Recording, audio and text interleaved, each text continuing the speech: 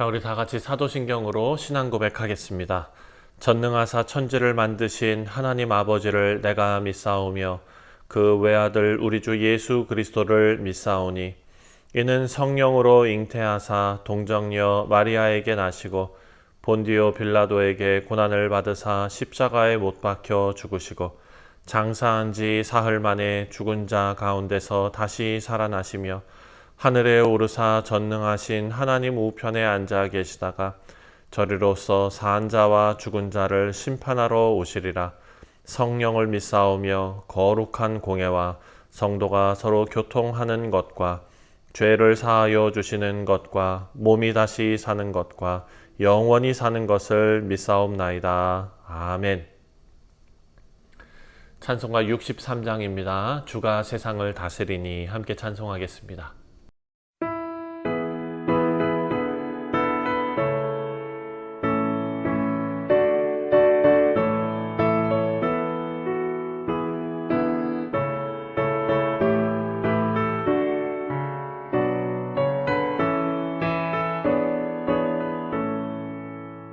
주가 세상을 다스리니 그 위엄이 넘쳐나고 그의 나라와 주의 영광 온 하늘에 가득하다.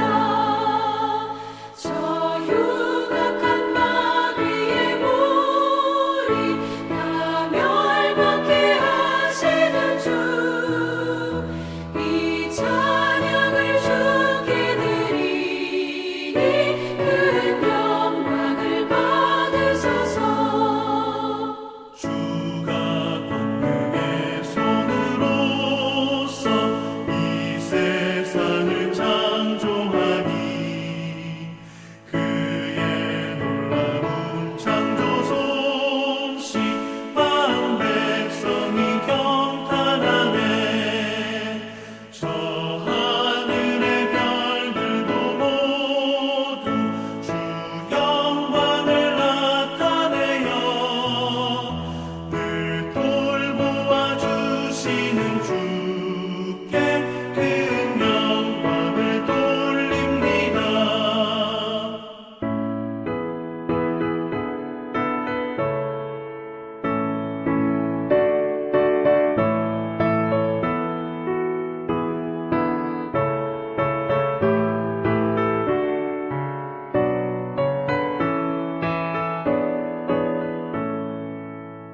주가 세상의 피조물을 인간에게 다 맡기고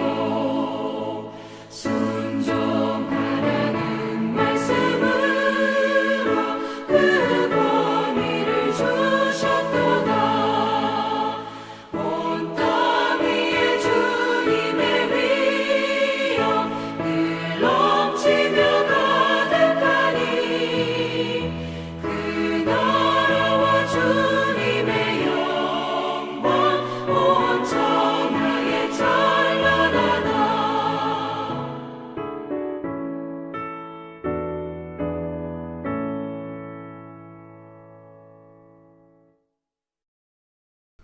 오늘 우리에게 주시는 하나님의 말씀은 스가랴 14장입니다. 1절부터 11절까지 말씀입니다.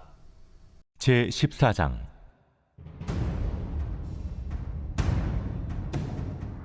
여호와의 날이 이르리라. 그날에 내 재물이 약탈되어 내 가운데에서 나누이리라. 내가 이방 나라들을 모아 예루살렘과 싸우게 하리니 성읍이 함락되며 가옥이 약탈되며 부녀가 욕을 당하며 성읍 백성이 절반이나 사로잡혀 가려니와 남은 백성은 성읍에서 끊어지지 아니하리라. 그때 여호와께서 나가사 그 이방 나라들을 치시되 이왕의 전쟁 날에 싸운 것 같이 하시리라. 그날에 그의 발이 예루살렘 앞 곧 동쪽 감람산에 서실 것이요 감람산은 그 한가운데가 동서로 갈라져 매우 큰 골짜기가 되어서 산 절반은 북으로 절반은 남으로 옮기고 그 산 골짜기는 아셀까지 이를지라.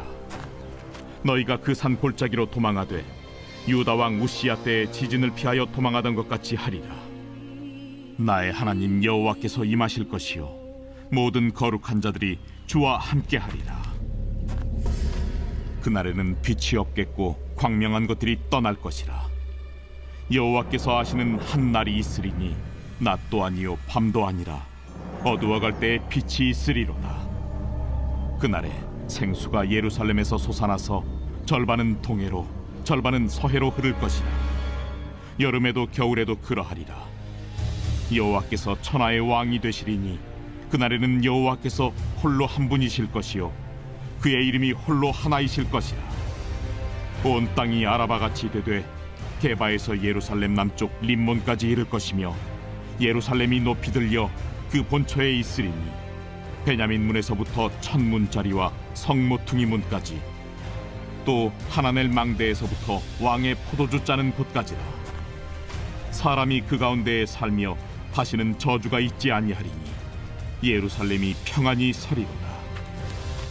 예루살렘을 친 모든 백성에게 여호와께서 내리실 재앙은 이러하니 곧 섰을 때 그들의 살이 썩으며 그들의 눈동자가 눈구멍 속에서 썩으며 그들의 혀가 입속에서 썩을 것이요 그날에 여호와께서 그들을 크게 요란하게 하시리니 피차 손으로 붙잡으며 피차 손을 들어 칠 것이며 유다도 예루살렘에서 싸우리니 이때 사방에 있는 이방 나라들의 보화 곧 금, 은과 의복이 심히 많이 모여질 것이요 또 말과 노새와 낙타와 나귀와 그 진에 있는 모든 가축에게 미칠 재앙도 그 재앙과 같으리라. 예루살렘을 치러 왔던 이방 나라들 중에 남은 자가 해마다 올라와서 그 왕 만군의 여호와께 경배하며 초막절을 지킬 것이라. 땅에 있는 족속들 중에 그 왕 만군의 여호와께 경배하러 예루살렘에 올라오지 아니하는 자들에게는 비를 내리지 아니하실 것인즉 만일 애굽 족속에 올라오지 아니할 때에는 비 내림이 있지 아니하리니 여호와께서 초막절을 지키러 올라오지 아니하는 이방 나라들의 사람을 치시는 재앙을 그에게 내리실 것이라. 애굽 사람이나 이방 나라 사람이나 초막절을 지키러 올라오지 아니하는 자가 받을 벌이 그러하니라. 그날에는 말 방울에까지 여호와께 성결이라 기록될 것이라. 여호와의 전에 있는 모든 솥이 제단 앞 주발과 다름이 없을 것이니 예루살렘과 유다의 모든 솥이 만군의 여호와의 성물이 될 것인즉 제사 드리는 자가 와서 이 솥을 가져다가 그것으로 고기를 삶으리라. 그날에는 만군의 여호와의 전에 가나안 사람이 다시 있지 아니하리라.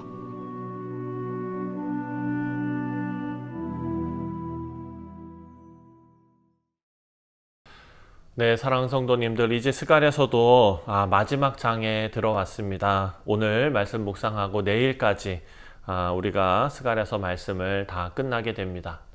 자, 오늘 본문은 스가랴의 마지막 부분이지요. 장차 임할 여호와의 날에 대한 환상을 보여주고 있습니다.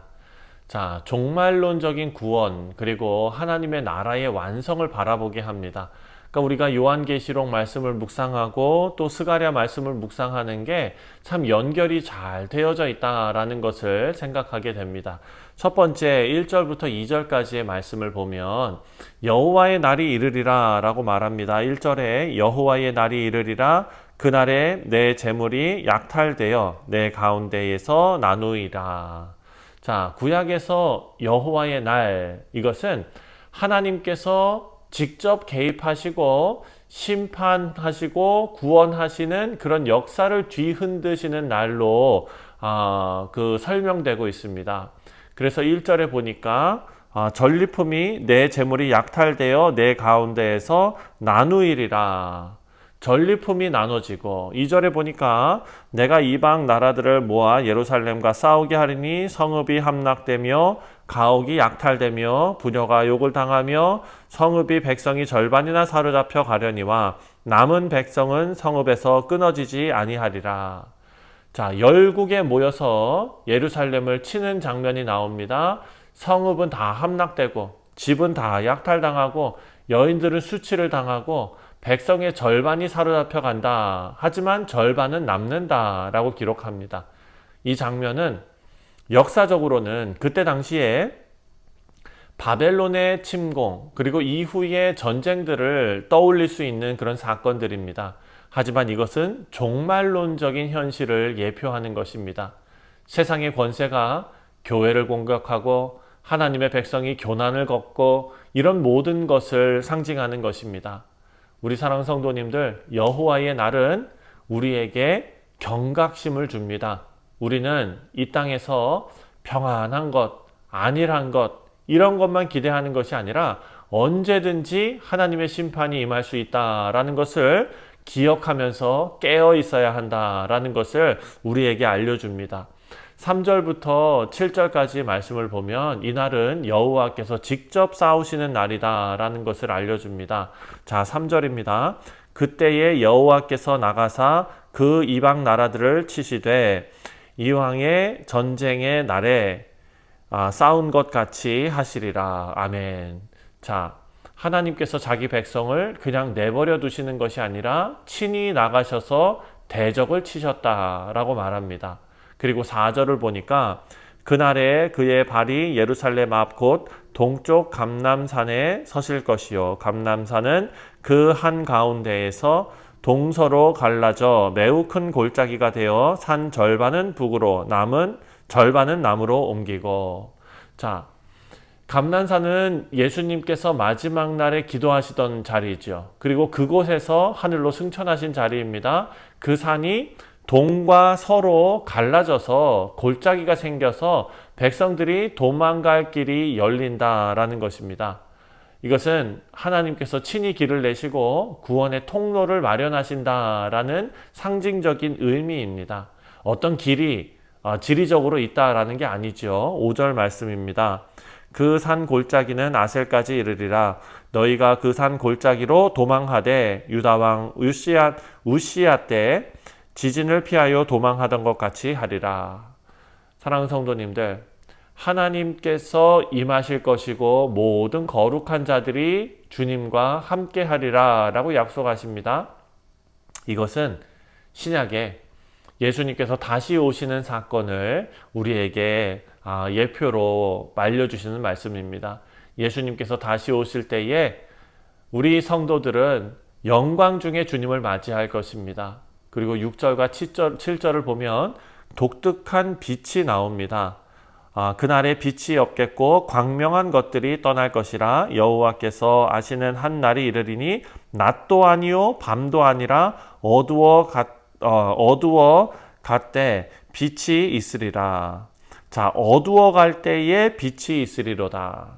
사랑하는 성도님들, 새 하늘과 새 땅에서는 더 이상 해와 달이 필요 없다라는 것을 우리가 계시록 21장에서 생각하지 않았습니까? 새 하늘과 새 땅에서는 더 이상 해가 필요 없고 달이 필요 없다.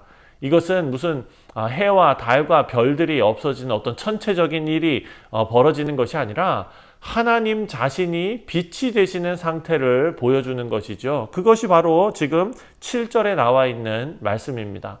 우리 사랑하는 성도님들, 하나님의 백성은 결코 버려지지 않습니다. 여호와께서 친히 싸우시고 그리고 거룩한 자들을 함께 모으시고 다시 오셔서 구원한 완전한 구원을 이루십니다. 자, 마지막으로 8절부터 11절까지의 말씀을 보면 8절입니다. 그날에 생수가 예루살렘에서 솟아나서 절반은 동해로 절반은 서해로 흐를 것이라. 여름에도 겨울에도 그러하리라. 예루살렘은 산 위에 있기 때문에 원래 강이 흐르지 않습니다. 하지만 여호와의 날에는 생수가 솟아나서 사방으로 흘러간다라고 말합니다. 성전에서 흘러나오는 생수. 에스겔 47장에도 나오는 말씀입니다. 그리고 요한계시록에서도 우리가 묵상했던 말씀입니다. 하나님과 어린 양의 보좌로부터 생명수가 흘러나오는 것을 우리가 생각했죠. 묵상했습니다.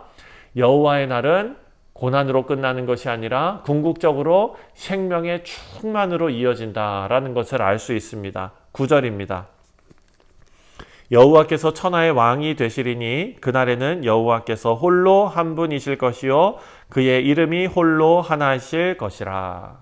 자, 모든 민족과 열방을 다스리시는 하나님의 그런 통치가 완성이 되는데 세상의 권세, 그 힘을 부리는 것 같지만 마지막에는 하나님만이 유일한 주권자가 되신다라는 것을 알려줍니다.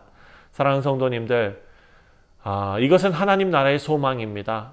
예루살렘은 한 도시가 아니라 하나님의 백성을 상징한다라고 우리가 요한계시록 묵상할 때 배웠습니다. 교회가 마지막 날에 완전하게 회복되고 영원히 안전하게 거하게 될 것을 말씀을 통해서 우리에게 알려주십니다.